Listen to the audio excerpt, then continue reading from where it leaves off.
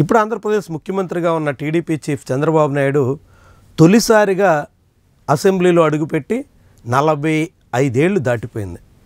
1978లో ఆయన తొలిసారిగా ఎమ్మెల్యే అయ్యారు. ఆయనతో పాటుగా ఆనాటి శాసనసభలో అడుగుపెట్టినటువంటి వాళ్ళలో ఇప్పటికీ యాక్టివ్గా ఉన్నటువంటి నేతల్లో ముఖ్యుడు ముద్రగడ పద్మనాభం. ముద్రగడ పద్మనాభం ప్రత్యక్ష రాజకీయాలకు దూరంగా ఉంటున్నట్టు కొంతకాలం కనిపించినప్పటికీ ఇప్పుడు మళ్ళీ ఆయన చాలా యాక్టివ్ అయ్యారు. వైఎస్ఆర్సీపీలో పీఏసీ సభ్యుడిగా చాలా క్రియాశీలకంగా పనిచేస్తున్నారు. ఆ పార్టీని తిరిగి అధికారంలో తీసుకురావడమే తన లక్ష్యం అన్నట్టుగా చెప్పుకొస్తున్నారు. అలాంటి ముద్రగడ పద్మనాభం తన సొంత నియోజకవర్గంలో ఇప్పుడు తనయుడు గిరిబాబు కోసం చాలా తీవ్రంగా శ్రమిస్తున్నారు.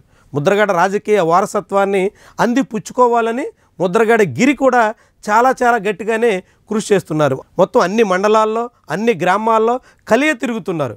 పాతకాలం నాటి తన తాత తండ్రి పరిచయాలతో పాటుగా కొత్త తరాన్ని కూడా ఆకట్టుకునే ప్రయత్నంలో ఉన్నారు. ప్రత్తిపాడు అసెంబ్లీ నియోజకవర్గం పరిధిలో కాకినాడ జిల్లాలో ఉన్నటువంటి ఈ నియోజకవర్గంలో ముద్రగడ తండ్రి ముద్రగడ వీర్రాఘవులు కూడా విజయం సాధించారు. 2 సార్లు ఆయన ఎమ్మెల్యేగా పనిచేశారు. ఆ తర్వాత ముద్రగడ పద్మనాభం ఏకంగా 4 దఫాలు ఎమ్మెల్యేలుగా గెలిచారు. ఒకసారి ఆయన జనతా పార్టీ తరఫున గెలిచారు, ఆ తర్వాత కాంగ్రెస్ పార్టీ తరఫున గెలిచారు, తెలుగుదేశం పార్టీ తరఫున ఎంపీగాను పనిచేశారు. ఇలా వివిధ పార్టీల తరఫున ముద్రగడ విజయం సాధించిన చరిత్ర ఉంది. ఇప్పుడు ఆయన తనయుడు ముద్రగడ గిరి కూడా అదే ప్రత్తిపాడు నియోజకవర్గంలో తన తాత తండ్రి ప్రాతినిధ్యం వహించినటువంటి నియోజకవర్గంలో తాను కూడా పాగా వేయాలి అనేటువంటి పట్టుదలతో పనిచేస్తున్నారు. కాకినాడ జిల్లాలో అటు ఏజెన్సీ ప్రాంతానికి చేరువలో మెట్ట ప్రాంతంగా కనిపించేటువంటి ప్రత్తిపాడులో ప్రస్తుతం తెలుగుదేశం పార్టీ తరఫున వరుపుల సత్యప్రభ ప్రాతినిధ్యం వహిస్తున్నారు. అయితే ఆమెకు రాజకీయంగా అనుభవం లేకపోవడం, తొలిసారిగా విజయం సాధించడం, ఆమె భర్త వరుపుల రాజా మరణం తర్వాత రాజకీయాల్లోకి వచ్చి ఆ సానుభూతితో గెలిచి ఇప్పుడు పాగా వేయడం, ఇలాంటి అనేక కారణాలతో ఆమె అధికారం ఉన్నప్పటికీ ఆశించినంత చొరవగా పనిచేయడం లేదు అనేటువంటి అభిప్రాయం ఉంది.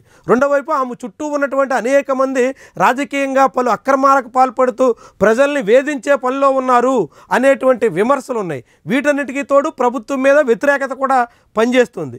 దీంతో పాటుగా ప్రత్తిపాడు అంటేనే వైఎస్ఆర్సీపీ పట్టుకొమ్మ లాంటి నియోజకవర్గం. 2014, 2019 ఎన్నికల్లో కూడా అక్కడ వైఎస్ఆర్సీపీ అభ్యర్థులు గెలిచినటువంటి చరిత్ర ఉంది. ఈ తరుణంలో 2029 ఎన్నికల నాటికి ఖచ్చితంగా పాగా వేయాలని ముద్రగడ వారసుడు గట్టి పట్టుదలతో కృషి చేస్తున్నారు. మరి ముద్రగడ వారసత్వం నిలబడుతుందా? ఈ పట్టుదల నెరవేరుతుందా? లేదంటే చంద్రబాబు నాయుడు ముద్రగడ కుటుంబానికి ఇప్పటికే చెక్ పెట్టేసినట్టుగా కనిపిస్తున్నటువంటి తరుణంలో వచ్చే ఎన్నికల్లో కూడా కోలుకోకుండా చేయగలిగే ప్రయత్నం చేస్తారా? ఇది ఎక్కడి వరకు దారితీస్తుంది?